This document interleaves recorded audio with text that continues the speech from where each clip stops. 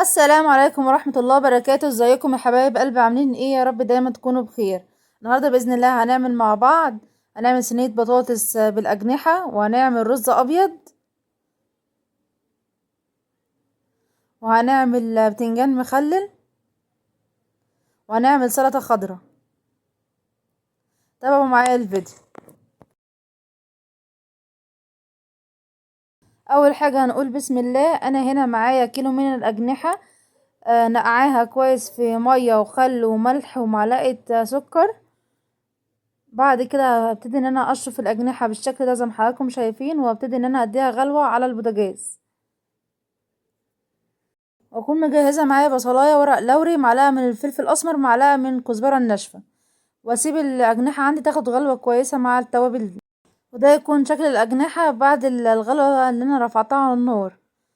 اكون مجهزه معايا لتر من عصير الطماطم، واكون مجهزه معايا بصلايه متوسطه الحجم مقطعاها مكعبات صغير، واكون مجهزه معايا فلفل الوان احمر واخضر، واكون مقطعاهم مكعبات صغيره، واكون مجهزه معايا البطاطس بتاعتي. اول حاجه هنعملها ان احنا نبتدي نعمل الصلصه بتاعتنا. انزل بمعلقه سمنه كبيره بالشكل ده زي ما حضراتكم شايفين، وابتدي ان انا انزل عليها بالبصله.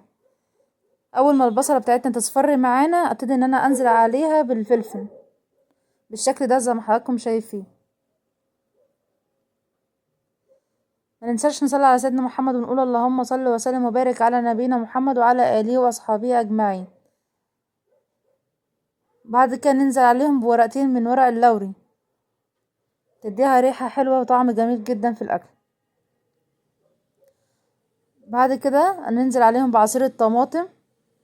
اول ما البصلة اصفرت معانا ومع الفلفل بتاعنا، ننزل عليها بعصير من الطماطم ونقلبها كويس بالشكل ده زي ما حضراتكم شايفين. وابتدي ان انا انزل عليهم بالتوابل.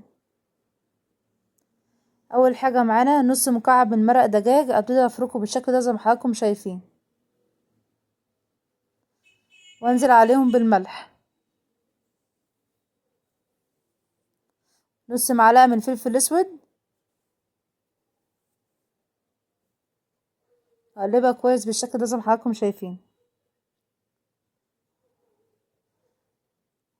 نص معلقة من بهارات اللحمة،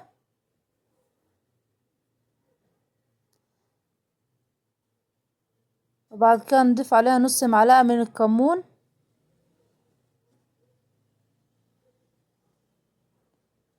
وبعد كده نبتدي ان احنا نبشر عليها بلحة جوز الطيب، رشة من بلحة جوز الطيب بالشكل ده زي ما حضراتكم شايفين. واسيب الصلصة بتاعتنا تتسبك كويس بالشكل ده. واول ما الصلصة بتاعتنا تتسبك معانا بالشكل ده زي ما حضراتكم شايفين، اكون مجهزة معايا البطاطس اللي انا مقطعاها حلقات، وابتدي ان انا ارصها في الصينية بالشكل ده زي ما حضراتكم شايفين.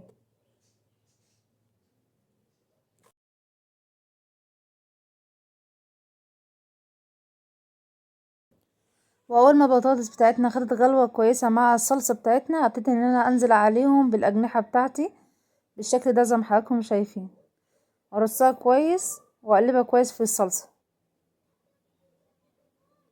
وبعد كده ادخل الصينية بتاعتي في الفرن.